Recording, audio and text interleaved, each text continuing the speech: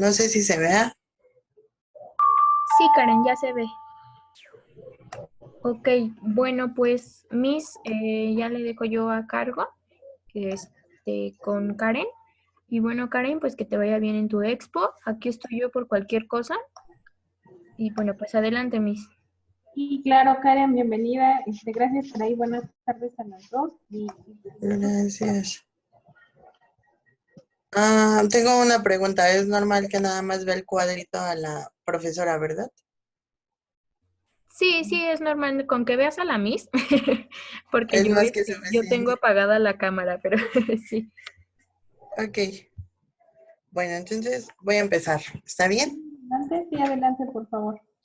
Bueno, el proceso legislativo es el proceso por el cual se formulan y promulgan leyes en cualquier país a partir de una iniciativa de ley que tiene que pasar por la Cámara de Senadores y Diputados para poder ser aprobadas o no. Esta se divide en dos, que serían diputados y senadores. Ambas cámaras tienen como propósito fundamental el análisis, discusión y aprobación de las normas que constituyen en nuestro sistema jurídico.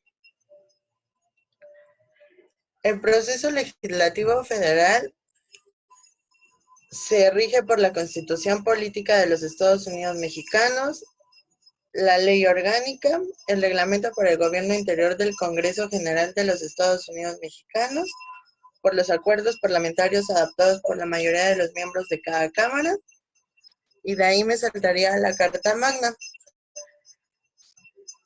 que aquí abarcaría el presidente de la República, los diputados y senadores al Congreso de la Unión, a las legislaturas de los estados y las ciudades, bueno, la Ciudad de México, a los ciudadanos en números equivalentes, por lo menos el 0.3% de la lista nominal de electores en los términos que señala la ley. Se divide en 7 procesos. El primero sería la Cámara de Origen. Esta se refiere a que inicia el procedimiento legislativo y la Cámara revisa cuando se refiere a las propuestas que hayan sido aprobadas por dicha orden. Después me saltaría a la presentación de iniciativa, que toda iniciativa deberá de ser turnada a comisiones por conducto de la mesa directiva para un análisis y posterior un dictamen. Ok, a ver, ahí en la Mándeme. presentación de iniciativa, ¿quién puede presentar una iniciativa de ley, Karen? Ok. Por ejemplo, la comisión tendría que, o bueno, no, ahí estoy un poco confundida porque pues no sé si la comisión nada más directamente la aprueba y bueno, y continúa, o ellos también pueden como iniciarla para después ponerla a votación. La Constitución Política dice que puede presentar una iniciativa de ley tanto una Cámara de senadores o diputados, que se llamaría Cámara de Origen, o bien el presidente de la República. Ok. Aquí lo voy a anotar para que no se me olvide. Presidente de la República. Ok, continúa, Karen, gracias. Ok. La tercera sería el dictamen. Este se notifica que el presidente de la mesa directiva da, bueno, a la Cámara para que usen sus facultades legales, programen su inclusión en el orden del día para una presentación plena de una asamblea, que esto equivale a 2 lecturas que se realizarían ante el Pleno por parte de la Secretaría, y la segunda sería la discusión, votación en su caso de aprobación hacia el dictamen.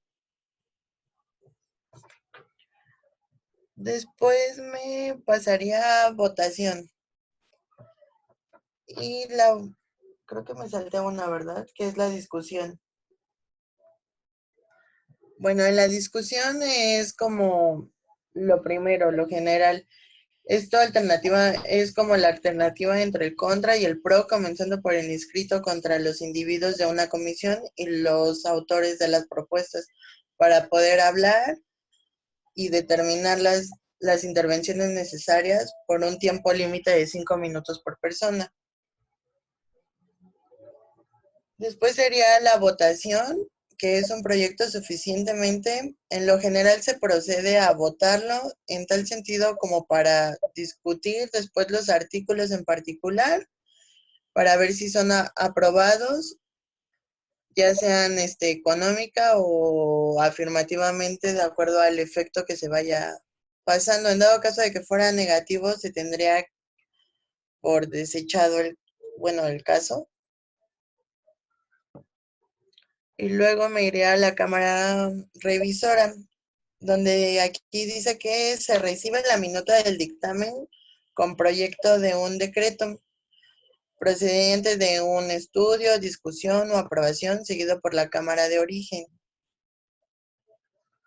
Y el último sería la promulgación. Aquí es donde el presidente de la República recibe el decreto aprobado por el Congreso y tiene dos opciones. La primera sería realizar observaciones aprobándola, remitiéndola obviamente a la Cámara de Origen dentro de los 10 días útiles. Y la segunda sería promulgarlo y entonces mandarlo a publicar para que se observe y cumplan las disposiciones que contenga la ley. Y después me saltaría el proceso legislativo. Se encuentra en la Constitución, que sería el artículo 72 y 73. El 72 dice que todo proyecto de ley o decreto cuya resolución no sea exclusiva de alguna de las cámaras se discutiría sucesivamente en ambas observaciones. La ley del Congreso y su reglamento preceptivo sobre la forma de intervalos y modos de procedencias, discusiones y votaciones. Y el artículo 73 sería el Congreso, que tiene la facultad para expedir leyes que establezcan la concurrencia de gobierno federal, los gobiernos, los estados, los municipios y en el ámbito en que se respectivan competencias en materia de protección al ambiente y equilibrio ecológico. Esa sería toda mi exposición. Ok. ¿Puedes regresar a una diapositiva? Claro. ¿La primera? No, una anterior a la que tienes. Esta. Ajá. Ahí en donde ya antes de la promulgación al presidente le dan un derecho. ¿Cómo se llama ese derecho? En tu investigación supongo que lo viste.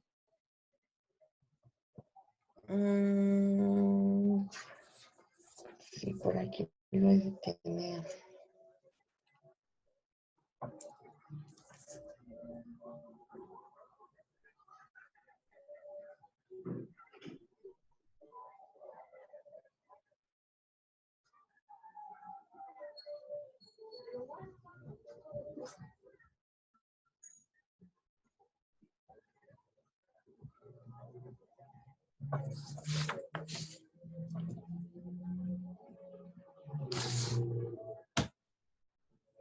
Mira, te voy a reproducir un video para que para ayudarte con esto en lo que ubicas.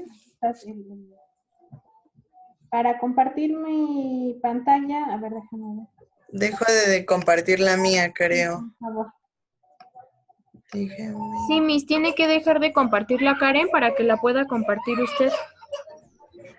Pero, ¿cómo consigo hacer eso?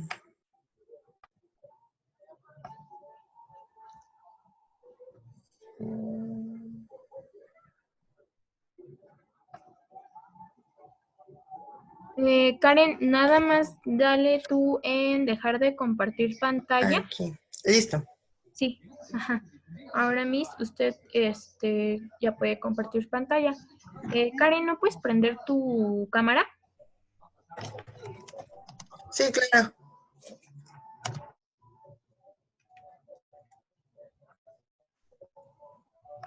Ese proceso A ver, ¿ahí lo pueden ver ya?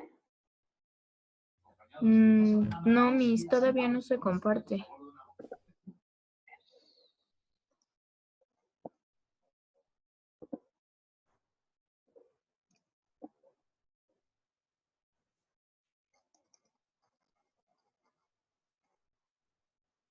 Ahí sí ya, ¿verdad? Sí, ya se compartió, Saray. Sí, Miss, pero ¿qué cree que se ve súper grande? En la parte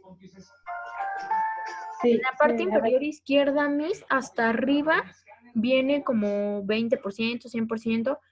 Ahí póngale Miss porque como que se hizo muy grande su pantalla.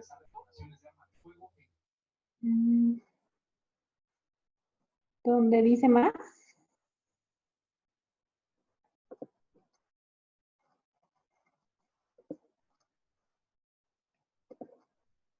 ¿Sí, Karen? ¿Sí, Saraí? Sí, Miss, Ahí ya me veo. menos. En vez de más, póngale menos, Miss. Pero en donde dice más, luego dice chatear, invitar, grabar. No. En su pantalla, Miss, Ajá, en su pantalla de escritorio normal, ajá. es que yo no me puedo salir de aquí de la grabación, pero hasta arriba, Miss, del lado izquierdo, le va a aparecer un por ciento. No sé, ahorita me imagino que está como por el 100% de su pantalla, que está grande. Ahí está, Miss, ya quedó. Ya, Miss. ¿Ya? Ok.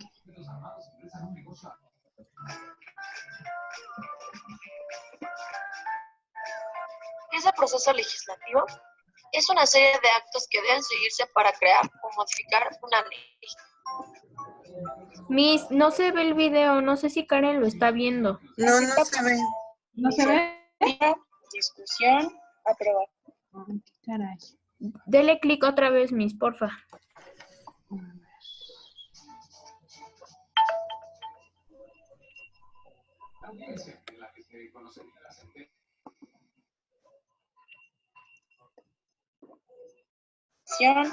Ahí ya Y lo ven. ahora sí, ya. Listo, Miss.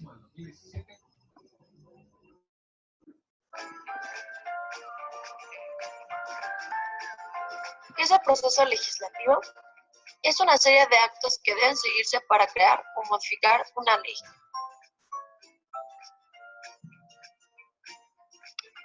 Las etapas son iniciativa, discusión, aprobación, sanción, promulgación, publicación e iniciación de vigencia. En esta etapa la presentan el presidente de la República, diputados, legisladores y senadores. Esta primera etapa se encuentra regulada por los artículos 71 y 122 constitucionales.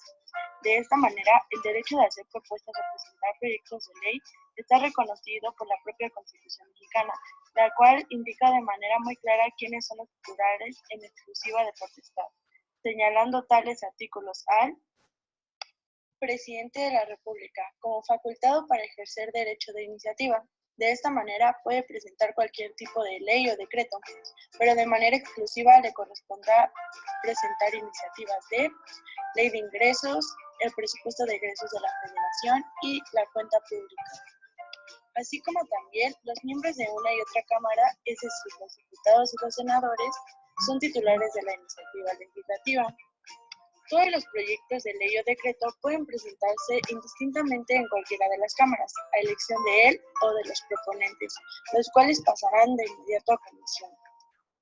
Para conocer las iniciativas de ley o decreto, es necesario, con fundamento del artículo 63 constitucional, que se integre el quórum necesario, es decir, deben estar presentes la mitad o más de uno de los miembros de las cámaras. Finalmente, se señala que la norma propia, norma fundamental, establece que si el proyecto de ley ha sido rechazado por la Cámara de Origen, el mismo no podrá presentarse en las sesiones de ese año.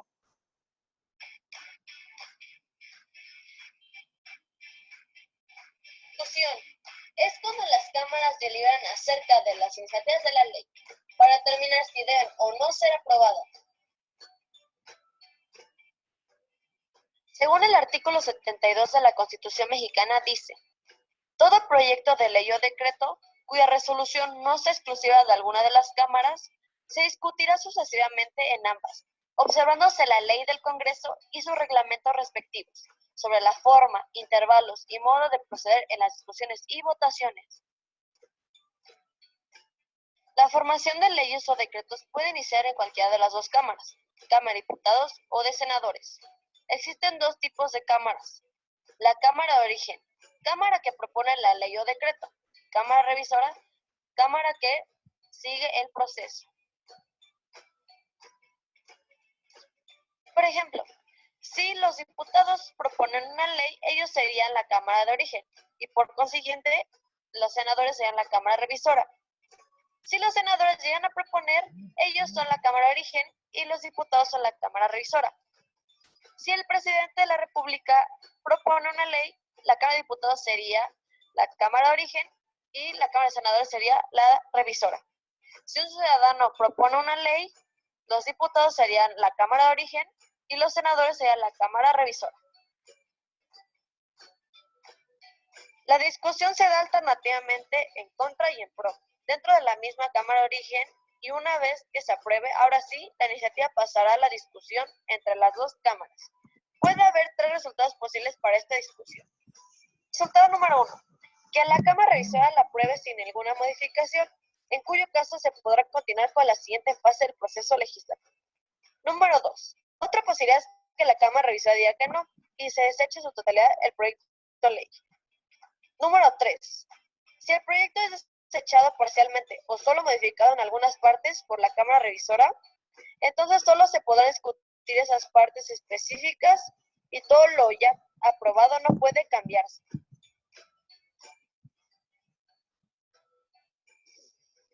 Una vez concluidas las discusiones, se puede proceder a la fase de aprobación, realizándose mediante un sistema electrónico de asistencia y votación. En este periodo del proceso legislativo, se pretende fijar definitivamente el contenido de la ley. Llegados a este punto, puede pasar lo siguiente. 1. Que la mayoría absoluta de las cámaras vote a favor sin ninguna objeción o modificación más. O 2. Que las dos cámaras, depende de lo antes discutido, acuerden que se expida la ley solo parcialmente y que los demás apartados se discutan hasta el siguiente periodo de sesiones. Sanción. Es la aprobación de la iniciativa de ley por parte del Poder Ejecutivo después de que las cámaras lo hayan aprobado. El presidente de la República puede negar la sanción a lo que se le denomina derecho de veto, el cual no es absoluto. El presidente de la República tiene una sola oportunidad de hacer observaciones a la iniciativa. De hacerlo así, deberá notificarlo a las cámaras enviándole la iniciativa con las modificaciones o adiciones que crea conveniente para que estos nuevamente los discutan y las regresen al Ejecutivo para la sanción.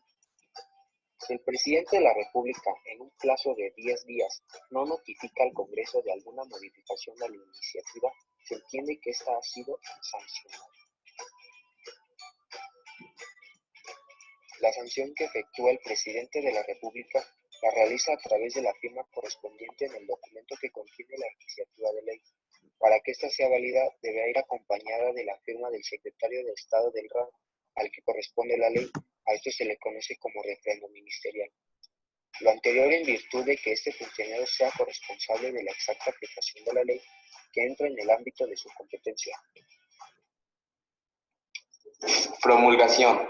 Cuando el Poder Ejecutivo recibe el proyecto de ley, habiendo sido sancionada por el Poder Legislativo, cuenta con dos opciones. Opción 1. Realizar observaciones al decreto aprobado, en cuyo caso lo remitirá a la Cámara de Origen para su estudio, dentro de los 10 días útiles, a no ser que, corriendo ese término, hubiese el Congreso cerrado o suspendido sus sesiones, en cuyo caso la devolución deberá hacerse el primer día útil en el que el Congreso esté reunido. Opción 2. Promulgarlo y entonces mandarlo publicar para que se observe y cumplan las disposiciones que contenga la ley. Publicación. Es la publicación de la ley ya aprobada y sancionada, y se debe hacerse diario oficial de la Federación, así como en otros diarios oficiales de los estados. Los dictámenes sin excepción deberán publicarse en la Gaceta Parlamentaria más tardar 48 horas antes del inicio de la sesión, que será puesto a disposición en la sesión. Los artículos 2 y 14 del Acuerdo Parlamentario relativo a las sesiones integran la orden del día, los debates y las votaciones de la Cámara de Diputados. La iniciación de vigencia es la fase final del proceso legislativo, mediante el cual una ley empieza a tener vigencia para todos. Existen dos tipos de relativos en esta fase. Sucesivo. El sistema sucesivo entra en vigor en los 3 días posteriores a la publicación, y el sincrónico. En el sincrónico se establece una fecha posterior a la publicación para que entre en vigor.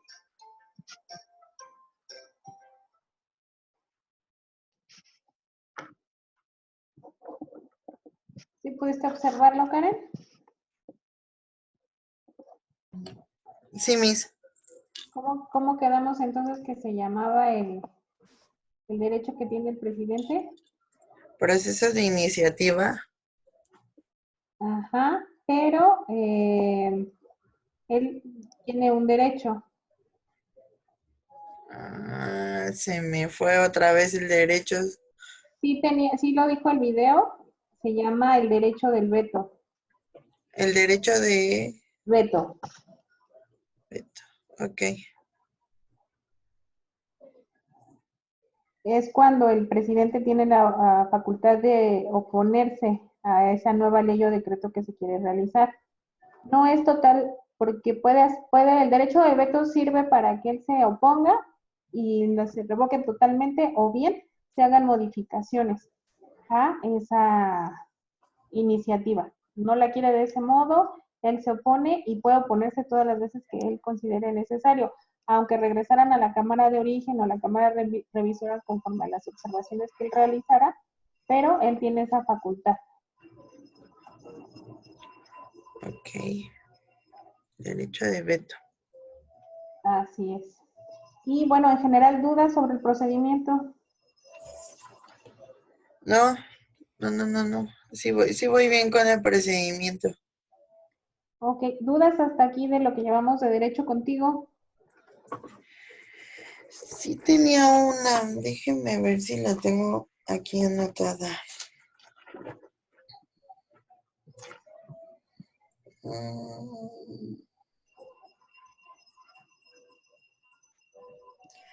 Aquí, la última clase habló sobre soberanía. ¿Sí? Ahí no me quedó muy claro eso. ¿Cuál es la duda? ¿El concepto o cómo es? Ajá, bueno, explicó que había un divisible, que es un imprescriptible, ilimitado, y la influencia involuntaria. Bueno, entendía mis criterios. Regálame un segundito, gracias. Perdón. Un simple unitario y un simple conformado. ¿Cómo abarcan esos dos? Ok. Lo que pasa es que en esa clase estábamos tocando la estructura del Estado. Y la estructura del Estado tiene como historia la división de la soberanía, conforme a nuestros antiguos precursores. Actualmente tenemos un gobierno soberano. De hecho, esos temas que me mencionas nos trae al tema o lucha por ellos Juan Jacobo Rousseau, y dice que es indivisible porque pertenece a una sola persona, inalienable porque no es transmitible, imprescriptible porque no pierde su poder. Así pueda pasar el tiempo, él no pierde su poder, y otras dos características más. El tema que se tocaba en ese momento es conforme al Tratado de Juan Jacobo Rousseau. Actualmente tenemos un país soberano, que también por ahí fue tarea de tus compañeros. Fundamental. ¿Qué artículo de nuestra Constitución nos dice qué tipo de gobierno tenemos? Dentro del tipo de gobierno que tenemos es un gobierno soberano. Todos nuestros estados de la República son soberanos, a su vez son autónomos y tienen su propia manera de ejercer esa soberanía, incluyendo la Ciudad de México. Y les comentaba que la Ciudad de México tiene cierta limitante por ser la sede de los tres poderes del gobierno. A eso me refería con la parte de la soberanía en cuanto a ese contexto. Ok, ya me quedó muy claro. ¿Alguna otra duda, Karen? Tema básico, ¿ya tienes un concepto de derecho? Tema básico del derecho, pues es como una manera en que infligen las leyes constitucionales ante ya sea cualquier tema, persona o cosa. Ok. Es de hecho pregunta de examen. Tienes que definir un concepto de derecho. Tenemos muchos autores, como les mencioné, todos tienen diferentes puntos de vista, pero todos concuerdan en algo, que es un conjunto de normas jurídicas. Contigo revisamos en un inicio la división de las normas y ejemplificamos cada una de ellas y llegamos a la conclusión de que tienen que ser normas jurídicas. un conjunto de normas jurídicas. Digo, al final del día esta es una conclusión que yo realizo, pero si es pregunta de examen, una definición más clara de derecho, es un conjunto de normas jurídicas que regula las relaciones entre ciudadanos, tanto sus derechos como sus obligaciones. Tú mencionabas algo muy importante que es también regular las cosas. ¿Cómo podría regular las cosas? No es incorrecto, pero sí me gustaría que me dijeras cómo. Bueno, no, prácticamente ley no tengo alguna manera, pero, por ejemplo, el hecho de cuando pelean por una casa o un bien inmueble, en este caso, pues obviamente hay veces que rige, pues tiene que entrar en un juicio o algo así para poder decir, ah, esto es tuyo. Porque me ha tocado, bueno, o al menos soy consciente de que también luego se pelean por, pues no sé, que por el carro o hasta por los animales o porque este zapato es mío. Entonces, ese tipo de ideas como la que tengo en que manejan también cosas. Ok, es correcto, sí, tenemos la situación de que hay cosas que los llamamos, inclusive dimos una clase previa a eso, igual a tus compañeros, y definíamos lo que es cosa. Cosa es todo lo que tenemos, y de ahí se viene la división de los bienes muebles y bienes inmuebles. ¿Qué es un bien mueble? Un bien mueble. Ya lo viste, me imagino que en las clases que suben a la página. Sí, he estado como viendo algunos videos, pero hay veces que los repito como varias ocasiones para poder tener bien el concepto en claro. Por ejemplo, perdone, un bien inmueble para mí es como una casa. Ujú. Y un bien mueble, por aquí lo tenía.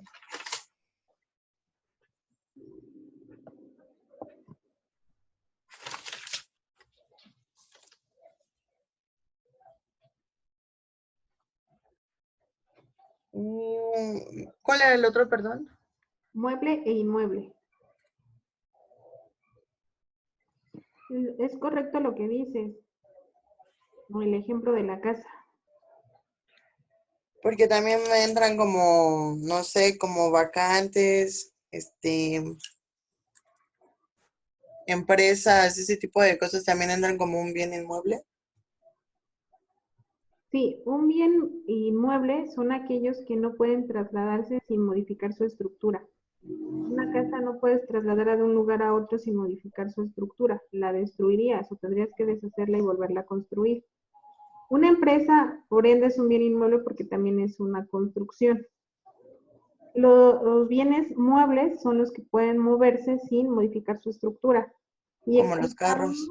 Perdón que le interrumpa. ¿sí? Y explicábamos que forman parte de, por ejemplo, un ladrillo en una casa. Un ladrillo, si tú lo ves solo, es un bien mueble, porque puedes moverlo y no cambia. Cuando ese ladrillo con otra serie de ladrillos construye una casa, si tú lo modificas, está deteriorando, modificando esa casa y forma parte de ese bien inmueble. Un terreno es un bien inmueble. Y así, bueno, Pero, todo, sí. entonces, sí, por ejemplo, perdón, tengo la duda ahí. O sea, que si compro un terreno y luego lo construyo, entonces ya no entra dentro del aspecto del inmueble, porque pues solamente compré como el terreno, sin nada. Sí, es un bien inmueble. Cuando tú construyes, sigue siendo un bien inmueble, porque lo que vas a construir no es modificable. Si, aunque Ok. fuera una casa de lámina, si la cambias, ya no serías una casa. Si fuera una casa de madera, aunque la destruyas, ya no sería una casa. Sería a lo mejor una barda o sería una pared. Como tal, un terreno es un bien inmueble, una casa es un bien inmueble. Si tú al terreno metes un vehículo, ese vehículo sigue siendo mueble, porque puede entrar y salir del terreno sin que pase nada. Ok. También me decías de los bienes vacantes. Esa es otra clasificación de los bienes. Los bienes vacantes explicábamos en clases pasadas que son los bienes que no tienen dueño cierto y conocido. Y solamente estamos hablando en este caso de bienes inmuebles. Como las casas abandonadas. No.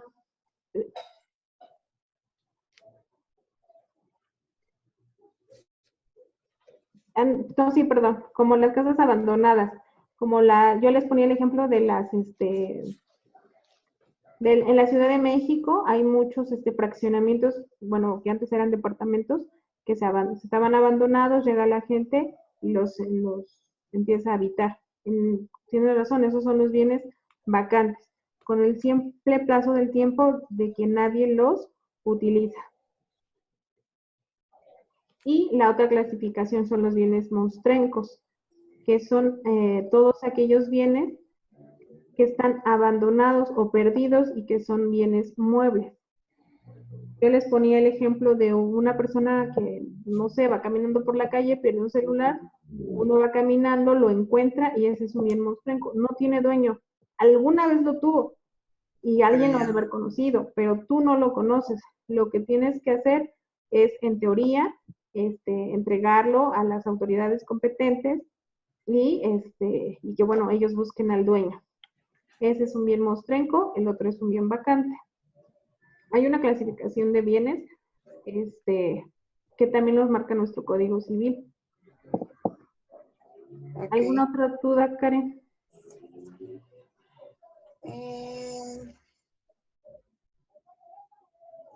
No, creo que hasta ahí voy bien.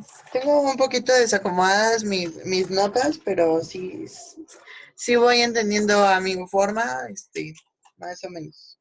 Ok. También tocamos el tema de derecho público y derecho privado. Público y privado, normas jurídicas. Ajá, perdón, le escucho. Sí, ahí ¿sí recuerdas cómo definimos uno y otro? El privado es bueno, creo que estoy un poco confundida, si no, corríjame. Creo que el privado es patrón y trabajador. ¿O estoy confundida del tema? A ver, privado.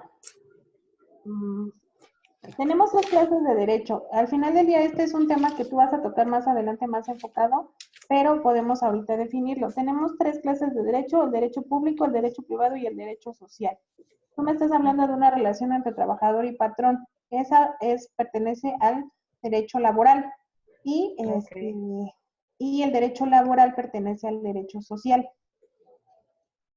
Okay. A ver, si puedes hacer una nota, y haces una anotación y vamos definiendo. Ok. Dígame. Ajá. El derecho social tiene solamente 2 divisiones, que es el derecho laboral, que es el que te refieres con la parte en la que me estás diciendo trabajador y patrón. Y el derecho agrario, que tiene que ver en cuanto a la propiedad de la tierra ejidal. ¿Por qué se llama social? Porque trata de los grupos más minoritarios o de los grupos más vulnerables, en teoría. Que ahorita lo que más hay, bueno, pues son patrones y trabajadores. El derecho agrario entraría en como compraventa de terrenos. No. ¿Por el factor ejidal o en qué afecta el ejidal? Bueno, ¿en qué abarca un ejidal? El derecho ejidal solamente es del ejido, la parte de la tierra que se siembra. Ok.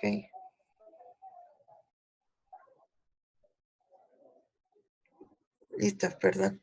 Sí, el derecho ejidal tiene más divisiones. Bueno, sí la división es el ejido, pero el ejido a su vez tiene 3 divisiones, porque ya no todo es sembrado, ya también hay lugares que pueden habitar. Pero eso sería ya más meternos al derecho ejidal. Ok.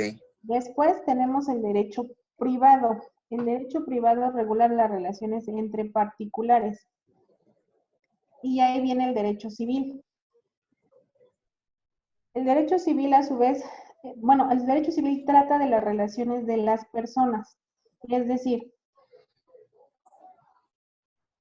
todo lo que tiene que ver con nuestra personalidad, desde nuestro nombre, nuestro domicilio, desde qué momento somos personas. de los derechos que tenemos al cumplir la mayoría del edad o al ser emancipado. El derecho civil trata también de los bienes que tocábamos hace un momento. Trata también del matrimonio, de la tutela, de la curatela, de la adopción, del divorcio. Trata también de los contratos que también hace rato mencionaste.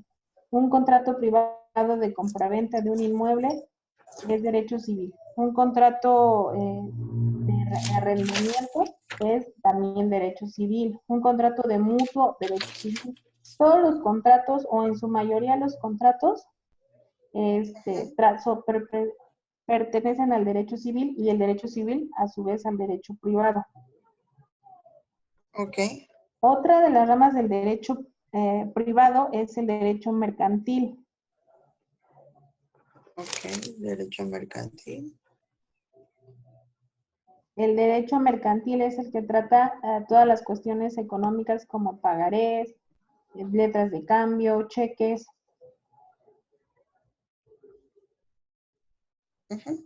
Por ejemplo, aquí en el Estado de México, principalmente en Cuautitlán, que es nuestro distrito jurisdiccional, tenemos solamente un juzgado, bueno, tenemos juzgados civiles y familiares. Y en los juzgados civiles también llevamos la materia mercantil, porque en teoría la demanda no es tanta. Hay estados como Jalisco que tiene ya derecho, juzgados mercantiles como tal, con ese nombre, porque es lo que más se demanda. Ok. Y tenemos el derecho internacional privado. También pertenece a la rama del derecho privado y es el derecho internacional. Regula las relaciones entre particulares conforme a una situación particular. Yo les ponía un ejemplo de un caso que tuvimos. Las personas se casan en el extranjero, viven aquí, pero se quieren divorciar. Como tal, en México, pues no estaban casados, el procedimiento no les aplicaba.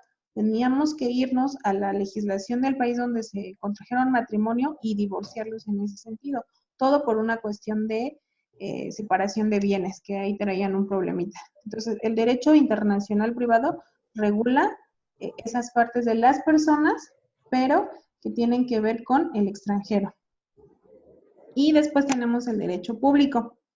En el derecho público tenemos al derecho constitucional, que es nuestro máximo derecho, porque de él emana la Constitución Política de los Estados Unidos Mexicanos, que es nuestra ley superior, y el derecho constitucional también lleva, de ahí se desprenden todas las ramas, de la Constitución se desprenden todas las ramas que hay, y en derecho constitucional también está nuestra ley de amparo, que es el último procedimiento para cualquier proceso judicial que llevemos. Hay diversos... Sí, adelante. Perdón, te interrumpo. ¿Cómo aplica un amparo? Hay procesos judiciales diferentes. Ejemplo, en un asunto de material civil, ejemplo, una pensión alimenticia. Llevas un proceso de pensión alimenticia y a la mamá le dicen que le van a dar solamente pensión a los niños y no a ella. ¿Qué hace la mamá? Dice, no estoy de acuerdo porque yo viví tantos años en ese matrimonio, porque yo le invertí tanto tiempo y yo no estoy de acuerdo a la resolución del juez. Entonces lo que sigue es una apelación. Se va a un tribunal de alzada y dice, yo no estoy de acuerdo con la resolución del juez. La resolución tiene 3 opciones: modifica, confirma o revoca la resolución inicial. Modifica quiere decir, ¿sabes qué, juez? No estoy de acuerdo contigo y tienes que cambiarla de esta manera. La revoca, la confirma, quiere decir, sí, juez, estoy de acuerdo contigo, tienes razón, o solamente hace una pequeña, la primera es revocar, no la quiere, modificar, sí, pero no en su totalidad, o la confirma. Si vamos a suponer la confirmó y dice, sí, a ti, mamá, no te toca nada. Tú te inconformas y dices, no, yo no estoy de acuerdo, sí quiero esa pensión alimenticia, y siento que me están violando una garantía individual, que ahora, hubo una modificación ahí a la ley, pero dice, me está violando esta ley y me voy al derecho de amparo. Entonces procede un amparo. Un amparo procede en todas las materias. Por ejemplo, también hay el amparo indirecto y el amparo directo. En cuanto a una por ejemplo, no sé si has escuchado que dicen, lo querían detener y se amparó. Ajá. Es en materia penal. Y, por ejemplo, en materia de protección de datos o ley de transparencia, ahí lo que aplica no es una apelación, es una solicitud de acceso a la información, después un recurso de revisión y después ya vendría un amparo. El amparo es la última instancia y por excelencia la más importante del proceso ya como último recurso. Hay un recurso adicional que es la revisión del amparo, pero ya es así como el último de los casos. Ok. Miss, ¿va a seguir el profesor Omar? Ok. Yo creo que 6:55 máximo para poder cortar la clase porque es el mismo ID. Entonces nos vaya a cortar y ya no quedamos en nada. Ok, rapidísimo. Otro derecho público es el derecho penal, el derecho administrativo, el derecho internacional público. Ujú. Todos esos derechos pertenecen al derecho público porque regulan las relaciones o entre gobiernos con particulares. Ok. Karen, ¿me puedes platicar un poquito a qué te dedicas en estos 5 minutitos que tenemos? Claro, yo soy licenciada en gastronomía. Ajá. Bueno, trabajo en un restaurante, llevo la administración de la cocina y también llevo todo un equipo a cargo. Ok, muy bien. ¿No tienes conocimientos, no has litigado ni te dedicas al derecho? No, me llama la atención porque, bueno, he empezado a entrar en él debido a que tuvimos como ahí un problemilla y entonces, pues, nadie sabía cómo moverse y nada así, y entonces la que terminó yendo a los juicios y metiendo notificaciones y llevando y todo fui yo. Entonces Ujú. me quedé ahí y es por eso que dije, voy a empezar a estudiar derecho a ver qué tal me va. Muy bien, sí, de hecho hay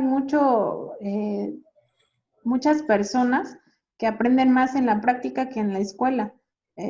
Algunos de ellos empezaron precisamente por esa situación, en la parte en la que tenían un problema y de tanto ir, yo tuve un cliente que él ya, o sea, él decía, ¿ahora dónde notifico? Porque tenía 8 años con un procedimiento fiscal, entonces ya él sabía moverse totalmente en los juzgados, ya él era como que ya nada más prácticamente pedía la firma y a lo mejor el escrito, pero él ya realmente ya sabía de todo.